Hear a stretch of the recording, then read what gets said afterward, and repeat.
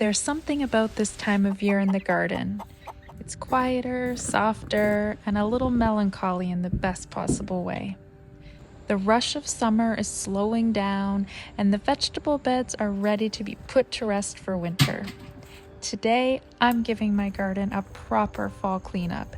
It's one of my favorite chores of the year.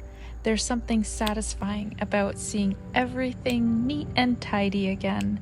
The gravel raked, the tools lined up, the beds cleared and tucked in. For me, it's just about getting things in order now so spring feels a little easier. Hey folks, Pauline here. So in this video, I'm going to talk about cleaning up your vegetable garden for fall.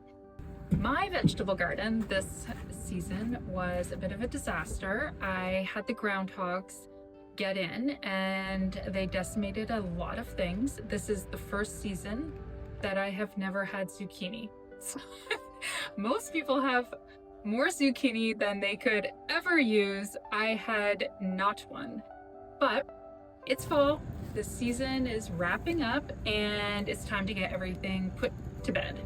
So in this video, I'm going to share my top 3 things that I do to get my vegetable garden ready for fall.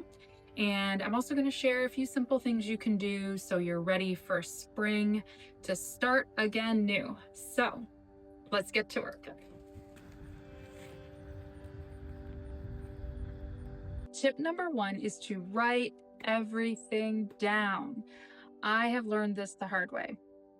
As much as I think I am going to remember what I planted, where I planted it, how well it did, I can assure you I will forget. So before everything is pulled out of the garden, it's important to go around right now and just take a log of how everything did, what variety you liked, where it's planted. That's very important for crop rotation.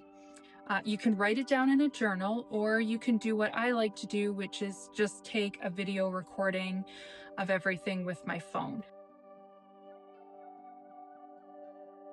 So tip number 2 is to harvest everything. So even unripened tomatoes like this one can ripen on a windowsill with other ripe tomatoes or a banana you can use to ripen it.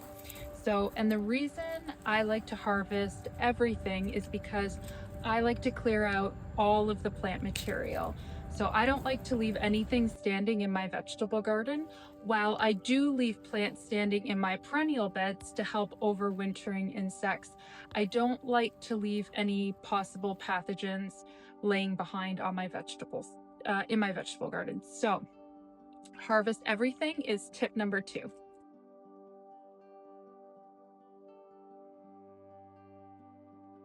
Tip number 3, sorry if you can it feels like there's a crazy storm going outside. Something's just blown in.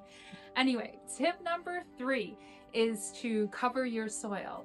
So I cover my soil with 1 or 2 inches of compost at the end of the season.